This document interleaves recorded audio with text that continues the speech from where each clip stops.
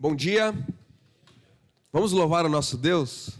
Que privilégio poder cantar um pouco e que as músicas que nós vamos tocar, cantar juntos nesse momento, abram o nosso coração para recebermos depois a mensagem que será ministrada. Então é um momento solene para nós, de estarmos diante do nosso Deus. Não é uma apresentação que nós vamos fazer aqui das músicas, mas sim é algo que, como corpo, como igreja, juntos vamos nos expressar diante do nosso Deus. Então, nesse espírito, nessa ideia, tenha isso em seu coração à medida com que você canta cada uma das músicas, tá bom?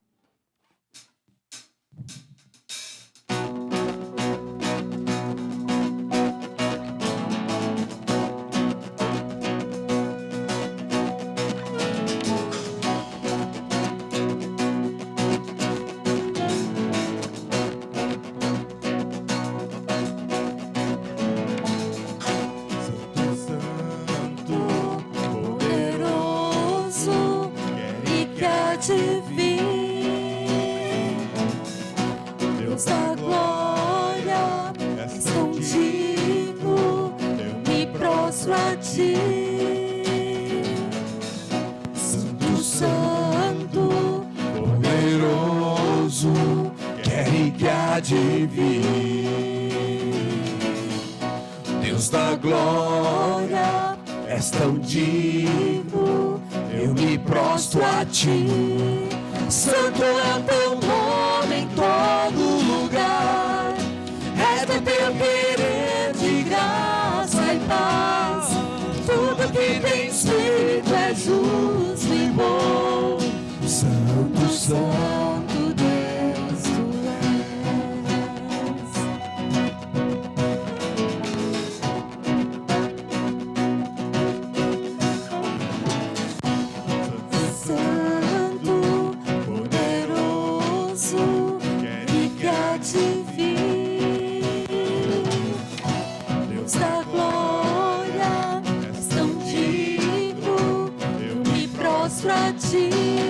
Santo é o teu nome em todo lugar, é do teu querer de graça e paz. Tudo que tens feito é justo e bom. Santo, Santo Deus tu és. Santo é o teu nome em todo lugar, é do teu querer de graça e paz. Tudo que tens feito é justo e bom. Santo, Santo Deus tu és. Santo, Santo Deus. A honra, a glória pertencem a ti. Somente a ti o poder e o saber são teus.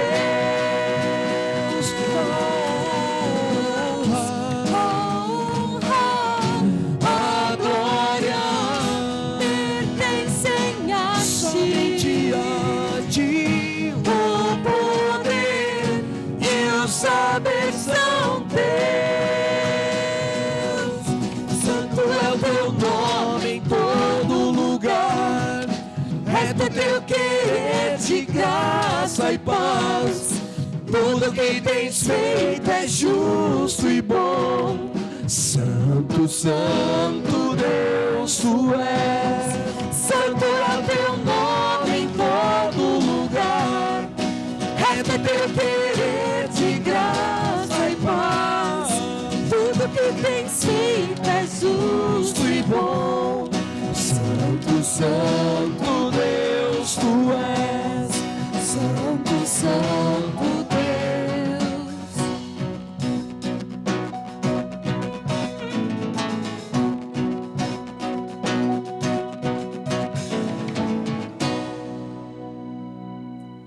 Muito bem, agora eu quero chamar meus ajudantes aqui na frente.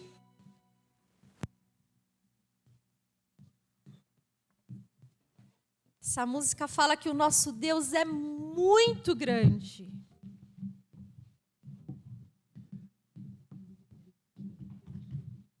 Ele é um Deus infinito em poder, infinito em amor, infinito em misericórdia. Então nós vamos cantar para Ele. Vamos lá?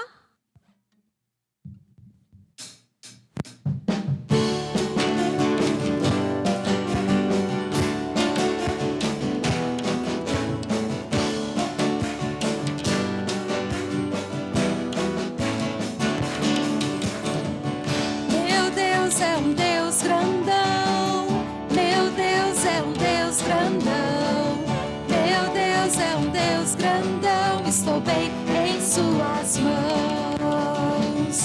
Meu Deus é um Deus grandão, meu Deus é um Deus grandão, meu Deus é um Deus grandão, estou bem em suas mãos. Mais alto que um arranha-céu, profundo como um submarino, maior que o universo e mais que tudo que sonhei. Me ama e me conhece, desde sempre foi assim. É bom saber que Ele tem um plano para mim. Meu Deus é um Deus grandão, meu Deus é um Deus grandão, meu Deus é um Deus grandão, estou bem em suas mãos. Meu Deus é um Deus grandão, meu Deus é um Deus grandão, meu Deus é um Deus grandão, estou bem em suas mãos. Mais alto que um arranha-céu, profundo como um submarino, maior que o universo e mais que tudo que sonhei. Me ama e me conhece, desde sempre foi assim. É bom saber que Ele tem um plano para mim. Bem baixinho, bem baixinho. Meu Deus é um Deus grandão, Deus grandão. Meu Deus é um Deus grandão, meu Deus é um Deus grandão, estou bem em suas mãos. Médio. Meu Deus é um Deus grandão, meu Deus é um Deus grandão, meu Deus é um Deus grandão, estou bem em suas mãos. Agora bem alto. Meu Deus é um Deus grandão, meu Deus é um Deus grandão, meu Deus é um Deus grandão, estou bem em suas mãos, estou bem em suas mãos, estou bem em suas mãos.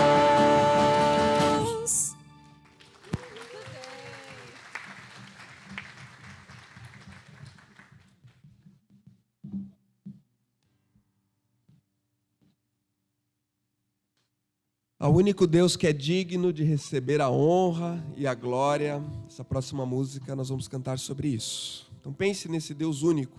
Não há outro como Ele. Não há outro como o nosso Deus.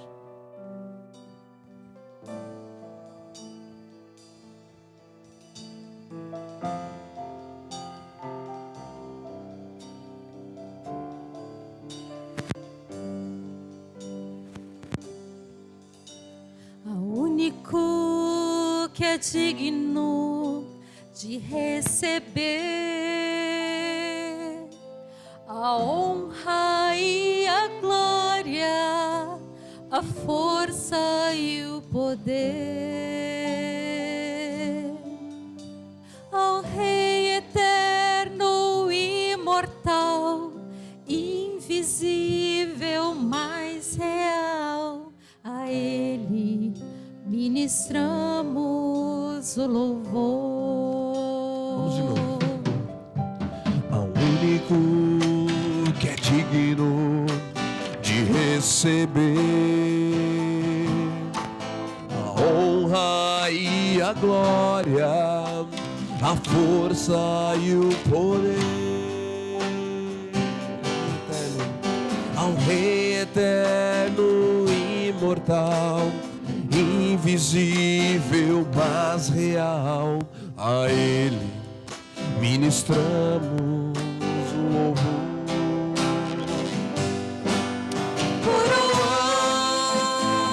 Coroamos a a ti, ó Rei Jesus, coroamos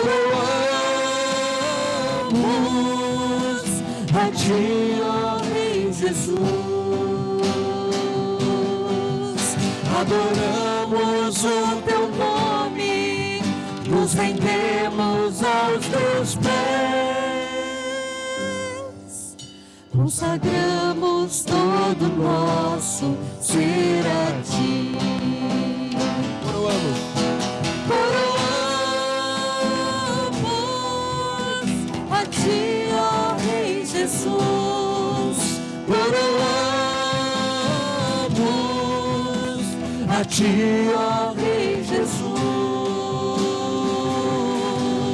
adoramos o teu nome, nos rendemos aos teus pés, consagramos todo nosso ser a ti, consagramos todo nosso ser a ti, consagramos todo nosso ser a ti.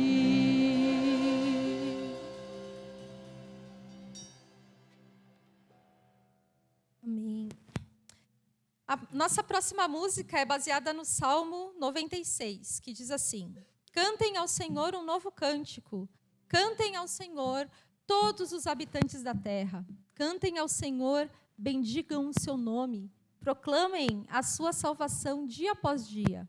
Anunciem a sua glória entre as nações, os seus feitos maravilhosos entre todos os povos. Porque o Senhor é grande e digno de todo louvor, mais temível do que todos os deuses.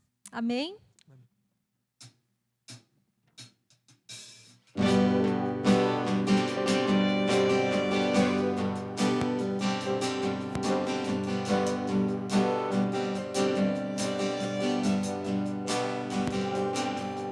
Cantai ao Senhor um cântico novo, cantai ao Senhor todas as terras, cantai ao Senhor, bendizei o seu nome, proclamai a sua salvação.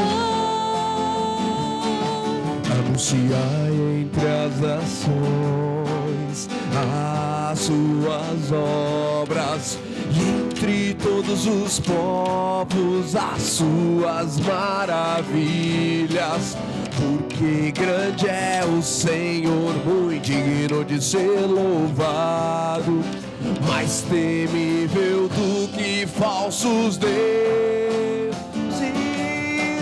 Glória e majestade estão diante dele, força e formosura no seu santuário.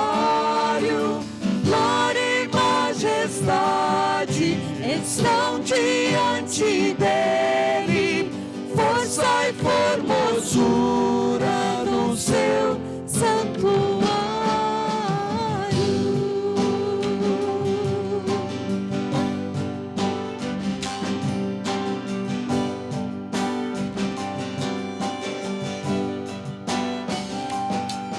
Cantai ao Senhor um cântico novo, cantai ao Senhor todas as terras, cantai ao Senhor, bendizei o seu nome, proclamai a sua salvação. Anunciai entre as nações as suas obras, e entre todos os povos as suas maravilhas. Porque grande é o Senhor, muito digno de ser louvado, mais temível do que falsos deuses. Glória e majestade estão diante dele, força e santuário, glória e majestade estão diante dele, força e formosura no seu santuário, glória e majestade estão diante dele, força e formosura no seu santuário, glória e majestade estão diante dele, força e formosura no seu santuário.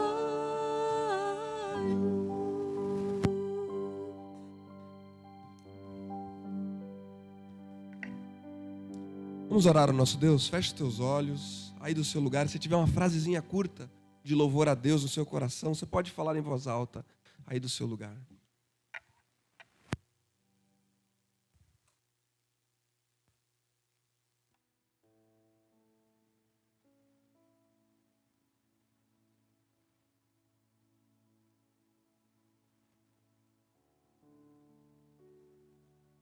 Amém, Pai. Obrigado, Pai. Amém, Pai. Amém.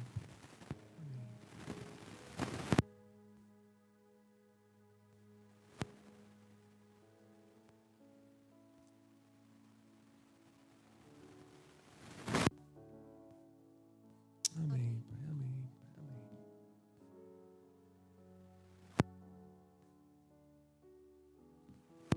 Amém, Pai. Obrigado. Amém. Amém. Meu Deus,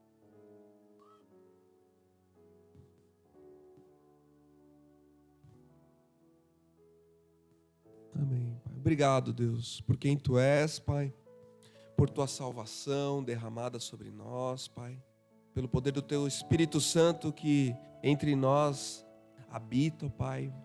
E muito obrigado, Deus, porque o Senhor é bom, Pai, pela Tua bondade que nós podemos contar, ó Pai. O Senhor é imutável, Deus, e a Sua bondade se derrama sobre nós todos os dias, ó Deus. Que possamos, ó Pai, viver, ó Pai, de acordo com o Teu reino, Deus. Enche-nos, ó Pai, com o Teu Espírito Santo. Em nome de Jesus, Pai. Amém.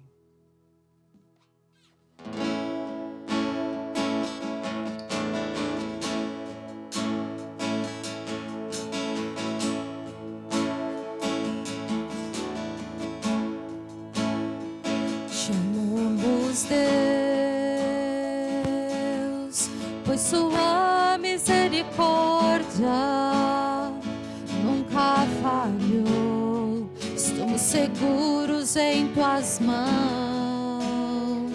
sempre que nos levantamos até o nosso deitar, vamos cantar da bondade de Deus. Todo tempo és fiel, Todo tempo és fiel, todo tempo tu és tão bom. todo fôlego que Temos, vamos cantar da bondade de Deus. tua doce voz que nos guia pelas lutas na escuridão. Tua presença é real, se revela como Pai, bondoso amigo és, nos faz viver A bondade de Deus. em todo tempo és fiel, Todo tempo és fiel, todo tempo tu és tão bom. com todo fôlego Que temos, vamos cantar da bondade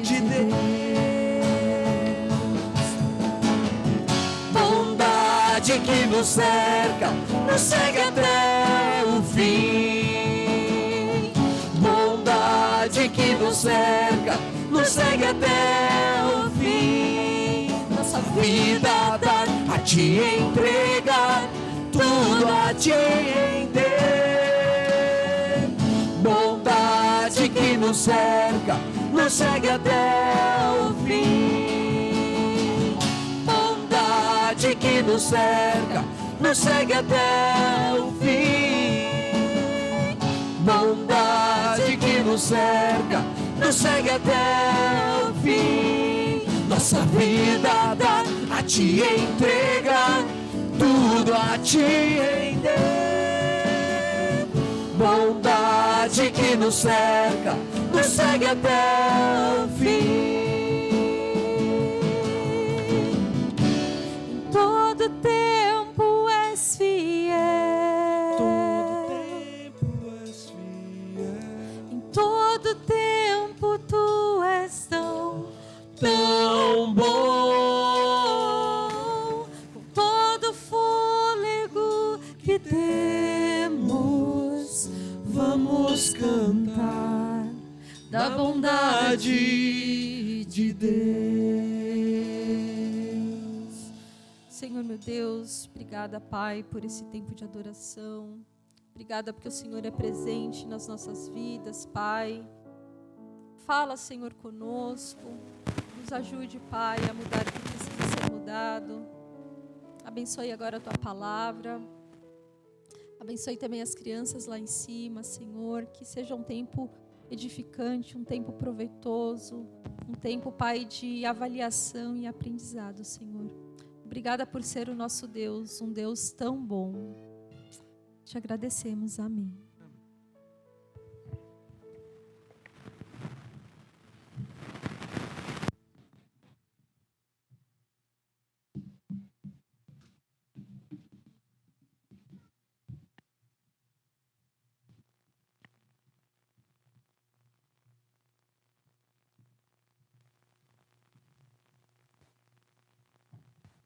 Bom dia. Nós temos agora vários lugares liberados, então o pessoal que está ali no hall podem entrar aqui para o salão, nós temos bastante lugares, ok? Muito bem, gente. Quero convidar você para abrir a sua Bíblia lá no Evangelho de João, capítulo 21. João, capítulo 21. Nós estamos numa série de mensagens chamada Retratos de Jesus. Nós temos, ao longo das semanas, olhado algum aspecto ou da pessoa ou da obra de Jesus Cristo. E a cada domingo nós temos feito um retrato de Jesus. E hoje nosso tema é Jesus como aquele que nos restaura. João capítulo 21, nós vamos ler dos versos 1 até o verso 19. Todos acharam? Então acompanhe aí na sua Bíblia a leitura que eu vou fazer. João capítulo 21. Depois disso, Jesus apareceu novamente aos seus discípulos à margem do mar de Tiberíades. Foi assim. Estavam juntos Simão Pedro, Tomé, chamado Dídimo, Natanael, de Caná da Galileia, os filhos de Zebedeu e 2 outros discípulos. Vou pescar, disse-lhe Simão Pedro. E eles disseram, nós vamos com você. Eles foram e entraram no barco, mas naquela noite não pegaram nada. Ao amanhecer, Jesus estava na praia, mas os discípulos não o reconheceram. Ele lhes perguntou, filhos, vocês têm algo para comer? Eles responderam que não. Ele disse, lancem a rede do lado direito do barco e vocês encontrarão. Eles a lançaram e não conseguiam recolher a rede, tal era a quantidade de peixes. O discípulo a quem Jesus amava disse a Pedro, é o Senhor. Simão Pedro, ouvindo-o dizer isso, vestiu a capa, pois a havia tirado e lançou-se ao mar. Os outros discípulos vieram no barco, arrastando a rede cheia de peixes, pois estavam apenas a cerca de 90 metros da praia. Quando desembarcaram, viram ali uma fogueira, peixes sobre brasas e um pouco de pão. Disse-lhes Jesus: tragam alguns dos peixes que acabaram de pescar. Simão Pedro entrou no barco e arrastou a rede para a praia. Ela estava cheia, tinha 153 grandes peixes. Embora houvesse tantos peixes, a rede não se rompeu. Jesus lhes disse: venham comer. Nenhum dos discípulos tinha coragem de lhe perguntar: quem és tu? Sabiam que era o Senhor. Jesus aproximou-se, tomou o pão e deu a eles, fazendo o mesmo com o peixe. Esta foi a terceira vez que Jesus apareceu aos seus discípulos depois que ressuscitou dos mortos.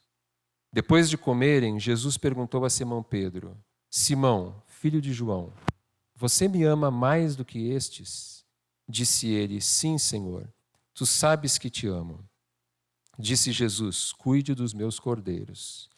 Novamente Jesus disse: Simão, filho de João, você me ama? Ele respondeu: sim, Senhor, tu sabes que te amo. Disse Jesus: pastoreie as minhas ovelhas.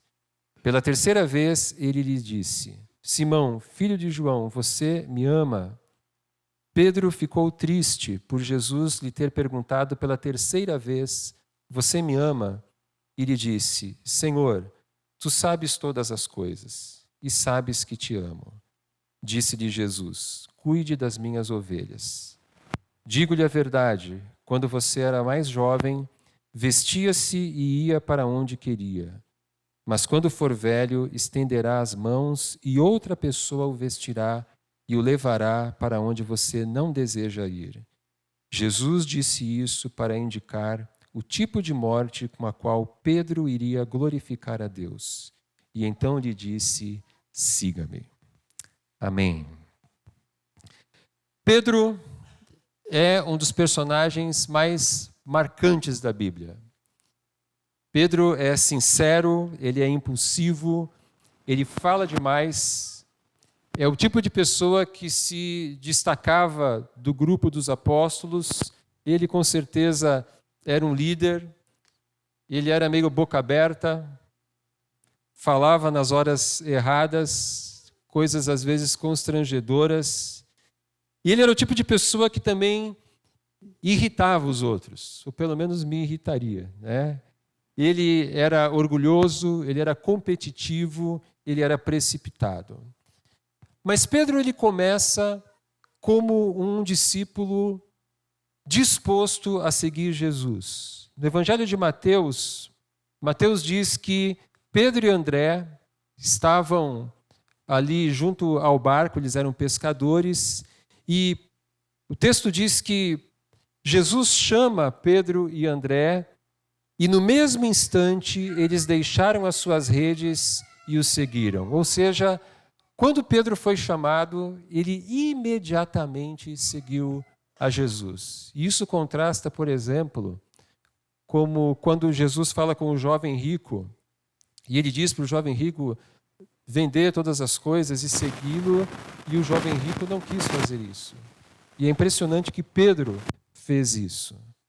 Em outra ocasião, depois de Jesus pregar uma mensagem dura, João diz lá no capítulo 6 que muitos dos seus discípulos deixaram de segui-lo. E Pedro, juntamente com os apóstolos, foram aqueles que ficaram. E foi Pedro quem disse: para quem iremos, se só tu tens as palavras de vida eterna? Pedro ele se torna parte dos 3 discípulos mais íntimos de Jesus. Pedro, Tiago e João. E houve momentos no ministério de Jesus em que ele permitiu que apenas esses 3 presenciassem um momento especial. Por exemplo, na cura da filha de Jairo, na transfiguração e no jardim do Getsêmani. Apenas Pedro, Tiago e João estavam presentes. Pedro foi o primeiro discípulo a declarar que Jesus era o Messias, o Filho do Deus vivo. E Jesus elogia Pedro, dizendo: não, isso não foi uma revelação humana, Pedro. Isso foi o meu Pai que te revelou. Pedro e João são os primeiros discípulos a visitarem o túmulo vazio depois que Jesus ressuscitou. Então Pedro, ele tem uma história com Jesus. E Pedro também tem, como nós sabemos, conhecemos, um longo currículo de fracassos. Por exemplo, ele se dispôs a andar sobre as águas. Quando ele viu Jesus caminhando, ele estava no barco e ele disse: Senhor, deixa eu ir ao teu encontro. E aí ele começa ali, acho que o primeiro e o segundo passo dele ficou bem firme, daqui a pouco ele começou a ver o tamanho das ondas e começou a afundar. Pedro também tentou convencer Jesus a não morrer na cruz. Quando Jesus começou a dizer que ele seria preso, que ele seria torturado e finalmente crucificado, os evangelhos dizem que Pedro chamou Jesus à parte e começou a repreendê-lo. Eu fico imaginando essa cena, Pedro repreendendo a Jesus. E aí Jesus repreende a Pedro. Ele diz: para trás de mim, Satanás, porque você não pensa como Deus pensa, você pensa do ponto de vista humano. Então Pedro, ele foi assim em poucos minutos do maior elogio que ele já tinha recebido na vida dele, que é: Deus te revelou que eu sou o Messias, a pior repreensão que ele poderia ter recebido de Jesus, quando Jesus disse para ele: para trás de mim, Satanás. Porque Pedro, naquele momento, ele não estava dominado por Satanás, mas ele estava sendo um instrumento do diabo, querendo que Jesus não fosse para a cruz. E Pedro promete na frente dos demais discípulos. Ele diz assim: ainda que todos te abandonem, eu não te abandonarei. E nós sabemos o que aconteceu. Aliás, vamos ler esse texto, Marcos capítulo 14, se você quiser abrir lá, senão eu vou ler. E você acompanha a minha leitura. Marcos capítulo 14, do versículo 66 ao 72. Marcos 14, 66 a 72. Estando Pedro embaixo no pátio, uma das criadas do sumo sacerdote passou por ali. Vendo Pedro a aquecer-se, olhou bem para ele e disse: você também estava com Jesus o Nazareno. Contudo, ele o negou, dizendo: não o conheço, nem sei do que você está falando. E saiu para o alpendre. Quando a criada o viu lá, disse novamente aos que estavam por perto: esse aí é um deles. De novo ele negou. Pouco tempo depois, os que estavam sentados ali perto disseram a Pedro: certamente você é um deles, você é galileu. Ele começou a se amaldiçoar e a jurar: não conheço o homem de quem vocês estão falando. E logo o galo cantou pela segunda vez. Então Pedro se lembrou da palavra que Jesus lhe tinha dito: antes que 2 vezes cante o galo, você me negará 3 vezes. E se pôs a chorar.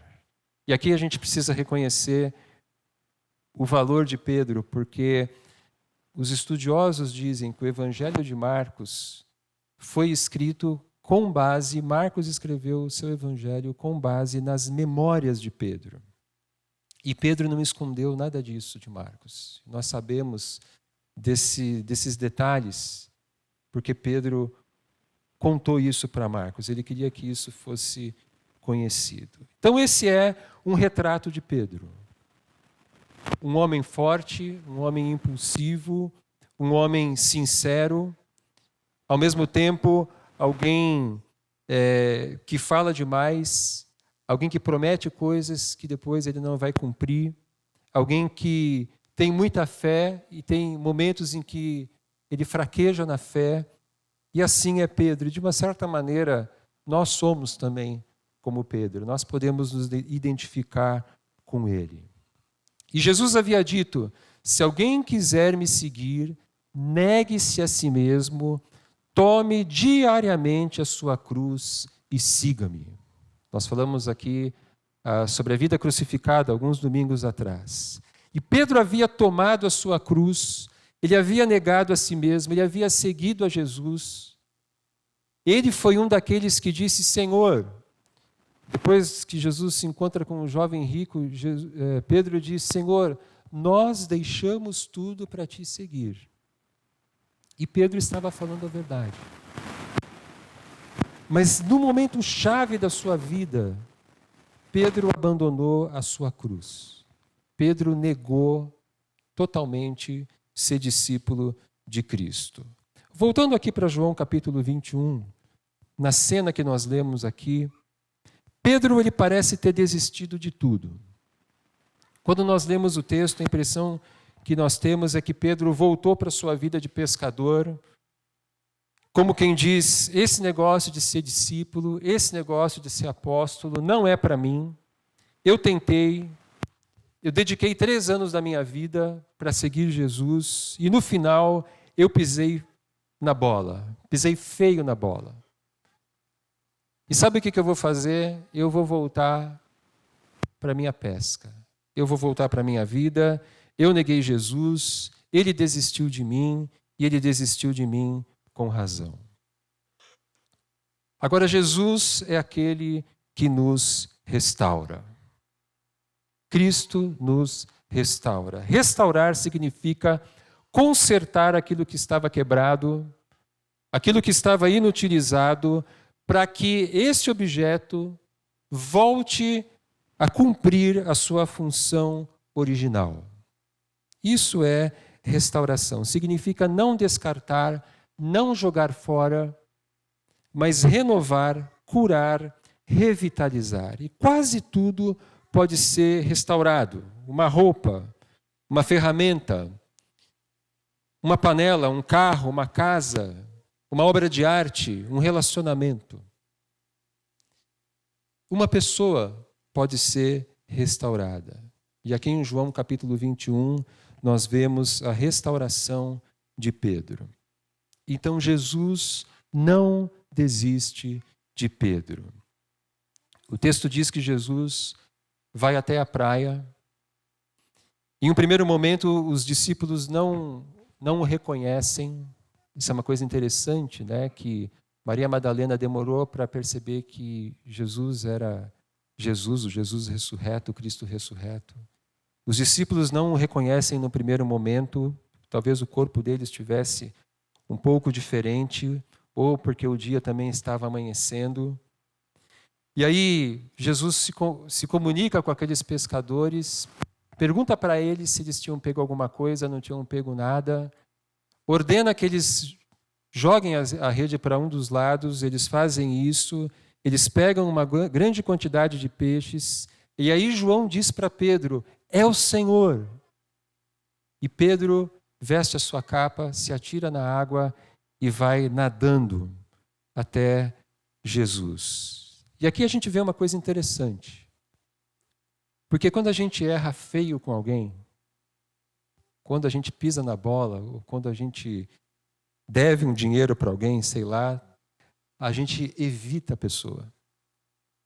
A gente sente vergonha, a gente não quer estar perto de alguém com quem a gente talvez tenha pisado na bola, com medo que a pessoa nos cobre, com medo que a pessoa nos dê uma bronca, com medo que a pessoa nos dê uma lição de moral. E é muito interessante que Pedro, ele tinha consciência dos seus erros, mas ele queria estar perto de Jesus. E ele sabia que Jesus seria misericordioso com ele. Jesus não era como os líderes religiosos que adoravam uma oportunidade de humilhar alguém, ou de dar uma lição de moral, ou de se acharem superiores.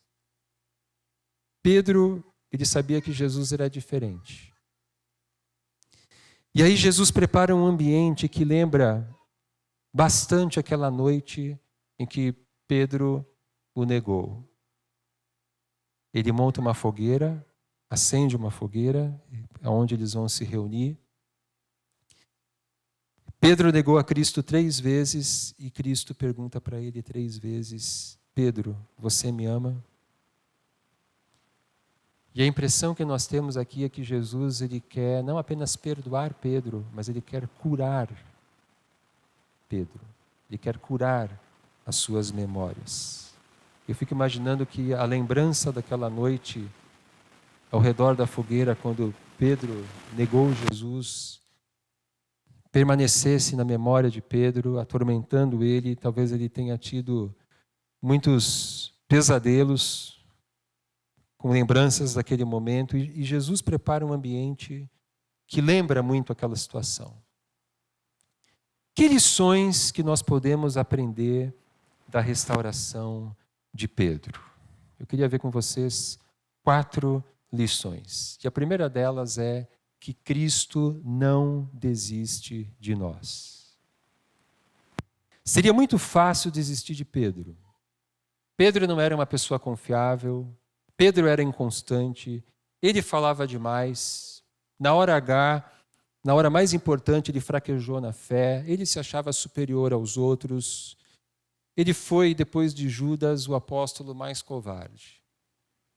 Mas Jesus não desiste de Pedro. É muito interessante que no Evangelho de Marcos, depois que Jesus ressuscita, o anjo que está no túmulo, ele diz o seguinte para as mulheres: não tenham medo. Vocês estão procurando Jesus, o Nazareno, que foi crucificado? Ele ressuscitou, não está aqui. Vejam o lugar onde o haviam colocado. Vão e digam aos discípulos dele e a Pedro que ele está indo adiante de vocês para a Galileia. Lá vocês o verão, como ele disse. É muito interessante que o anjo diz: diga aos outros discípulos e a Pedro. Pedro, ele havia se tornado o filho pródigo e Jesus era o pai que estava esperando por ele. Pedro havia se tornado a ovelha desgarrada. Jesus é o pastor que deixa as 99 ovelhas e vai em busca da sua ovelha perdida. Então nós podemos desistir de Cristo, mas Cristo nunca desiste de nós. Muitos de nós aqui, talvez, pela quantidade de pessoas presentes nesse salão, muitos de nós aqui carregam um grande sentimento de culpa. Muitos de nós pararam de servir a Deus porque fizeram coisas que consideram imperdoável ou fizeram algo que consideram que os desqualificaria para sempre. Ou pode ser que você nem tenha sido um pecado, pode ser que você tenha passado por uma grande crise e essa crise quebrou você por dentro. Pode ter sido uma grande perda, uma grande decepção, um grande trauma, uma situação que quebrou você por dentro e você precisa de restauração. Deus não descarta ninguém. Ele nos restaura. Segunda lição: seguir a Jesus é uma questão de coração. E aí Jesus pergunta a Pedro 3 vezes: você me ama? E ao fazer essa pergunta, ele vai ao cerne da questão. Você me ama de coração?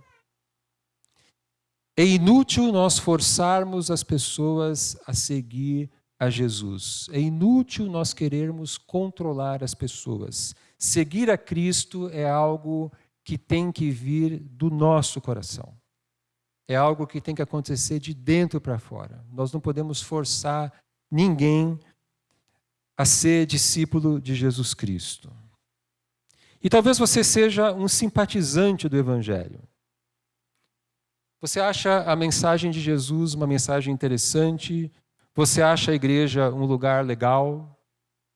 Você pode ser batizado, você pode ser membro da igreja, você pode ter o seu nome escrito no hall de membros da Aliança Bíblica. Você pode até ser um líder da igreja. Você pode ser uma pessoa religiosa, uma pessoa que gosta de fazer coisas religiosas. Tem muita gente que gosta de fazer coisas religiosas, que gosta de ler a Bíblia, que gosta de orar, que gosta de frequentar a igreja, gosta de cantar louvores. Mas ser religioso não é a mesma coisa que ser discípulo. E você pode ser tudo isso e não amar Cristo de coração. Religioso, membro da igreja, e não amar a Cristo de coração, a ponto de você viver como um discípulo dele. E a pergunta que Jesus faz a Pedro, ele está fazendo a cada um de nós. Você me ama? Você me ama de verdade? Você quer mesmo ser meu discípulo? Ou você almeja apenas ser uma pessoa religiosa, um membro da igreja, sem precisar me seguir de verdade? Então, seguir a Jesus é uma questão do coração e todos nós precisamos responder essa pergunta. Você me ama? Você quer ser meu discípulo? Terceira lição. Não existe restauração sem arrependimento verdadeiro. Então, Pedro foi restaurado porque ele se arrependeu de verdade. E como é que nós sabemos que Pedro se arrependeu de verdade? Porque ele mudou. Nós vemos no livro de Atos que Pedro se tornou alguém fiel, corajoso e alguém disposto a, se necessário, morrer por Jesus. Muitas pessoas dizem que Pedro mudou porque no dia de Pentecostes ele recebeu o Espírito Santo. É verdade. Mas se ele não tivesse se arrependido, nem com a presença do Espírito Santo ele teria mudado. Ele recebeu o Espírito, mas o seu arrependimento foi verdadeiro. Muitas pessoas acham que arrependimento é a gente se sentir mal por causa de alguma coisa que a gente fez. Muita gente pensa que arrependimento é remorso. O problema é que muitas vezes a gente faz as coisas, a gente sente remorso fazendo certas coisas e a gente continua fazendo essas coisas. A palavra que o Novo Testamento usa para arrependimento significa mudança de mente. A palavra grega metanoia. E metanoia, mudança de mente, significa não apenas se sentir mal, mas mudarmos a nossa maneira de ver as coisas. Mudança de mente, mudarmos a nossa maneira de pensar e, consequentemente, mudarmos a nossa maneira de viver. Por exemplo, eu posso todos os dias me sentir mal por mentir. Então eu sei que mentir é pecado, mentir é errado, mentir é antiético. Até um ateu acha errado você tentar vender para ele um produto ruim, dizendo que o produto é ótimo. Então todo mundo concorda que mentir é errado. E eu posso me sentir mal por mentir. Mas eu posso continuar mentindo todos os dias, mesmo me sentindo mal, porque mentir me traz algumas vantagens, porque eu cresci numa família que todo mundo mentia, ou por qualquer outro motivo. Mentir facilita a minha vida, ao invés daquela pessoa ficar me enchendo a paciência, eu digo alguma coisa para ela e já me livro dela. Mentir me ajuda a manipular as pessoas. E o que seria arrependimento?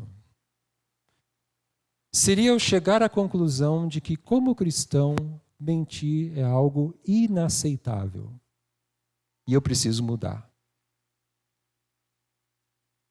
Eu leio na minha Bíblia, Mateus 5,37, seja o seu sim, sim, o seu não, não, o que passar disso vem do maligno. Efésios 4,25 diz, deixem a mentira. Provérbios 6,16 diz que Deus odeia a mentira. João 8,44 diz que o diabo é o pai da mentira. E eu deixo a palavra de Deus falar comigo, e Deus falar comigo, e eu então tomo a decisão de que eu não quero mais mentir. Arrependimento, então, é nós chegarmos a essa decisão na nossa vida, que eu preciso obedecer a Deus nessa área, que eu não quero mais que esse pecado faça parte da minha vida. E aí eu decido, então, eliminar a mentira da minha vida. E eu vou começar a mudar meus hábitos. Eu preciso perder a mania que eu tenho de mentir, porque a gente incorpora certos pecados na nossa vida e aquilo se torna automático. Eu vou precisar criar novos hábitos. Eu vou prever situações em que eu vou ser tentado a contar uma mentira e eu já vou me planejar. O que eu vou dizer? Eu vou dizer a verdade. Isso é arrependimento. Isso é experimentar a verdadeira mudança de mente e de coração. Isso é a metanoia. Agora, nós não iremos mudar, infelizmente, da noite para o dia, nós não iremos mudar 100%, nós teremos as nossas recaídas, mas se nós nos arrependermos, haverá uma mudança profunda, sincera, séria na nossa vida. Então não é que o cristão nunca mais peca, nós pecamos, claro. Infelizmente somos pecadores e iremos pecar. E quando nós pecamos, nós confessamos o nosso pecado. 1 João 1,9, se confessarmos os nossos pecados, Ele é fiel e justo para nos perdoar os pecados e nos purificar de toda injustiça. Então, o arrependimento é quando nós não nos permitimos mais alimentar aquele pecado. E nós temos os nossos pecados de estimação, que são aqueles pecados que a gente gosta de cometer. A gente às vezes se escandaliza com os pecados dos outros. Nossa, fulano fez aquilo, Beltrano fez isso. Mas aí, quando é na hora da gente lidar com os nossos pecados, a gente pega leve.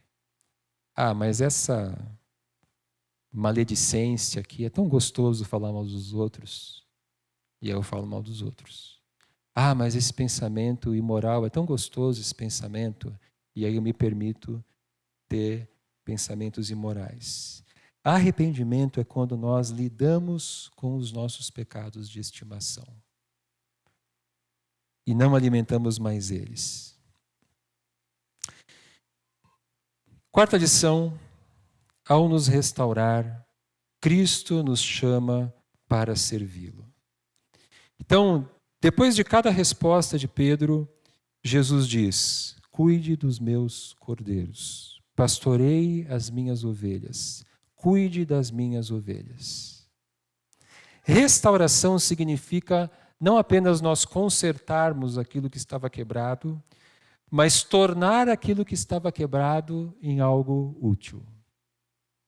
Fazer com que aquele objeto volte a funcionar de modo que ele se torne útil. E Deus não quer apenas restaurar a nossa comunhão com Ele. Deus quer nos restaurar para que nós possamos servi-lo. Deus quer nos usar na sua obra. Deus nos restaura para sermos bênção para os outros. Deus nos restaura para nós nos tornarmos um testemunho vivo da transformação que Ele pode fazer na vida de uma pessoa. E aí eu me pergunto, qual é a desculpa que nós vamos dar para não servirmos a Deus? Eu tenho uma listinha aqui comigo. Abraão não confiou em Deus e mentiu com medo de ser morto. Jacó enganou seu pai e seu irmão para receber a sua bênção. Moisés matou um egípcio. Raabe foi uma prostituta. Elias passou por uma depressão profunda. Davi foi assassino e adúltero. Jeremias tinha um temperamento melancólico e depressivo. Jonas desobedeceu a Deus e fugiu para Tarsis. Mateus era um publicano. Tomé duvidou da ressurreição de Jesus. Pedro negou Jesus 3 vezes. Paulo foi perseguidor da igreja. E Deus restaurou cada um deles e usou cada um deles. E se Deus restaurou homens e mulheres, Deus pode restaurar a mim e a você. E Deus pode usar a mim e a você. Alguém já disse que Deus não chama os capacitados, mas capacita os chamados. Deus não chama os escolhidos.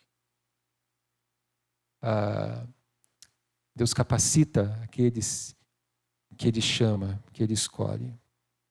Então, no reino de Deus, ninguém é descartado. Ninguém é inútil. Deus quer nos restaurar. Deus quer nos usar. Feche seus olhos, curva a sua cabeça.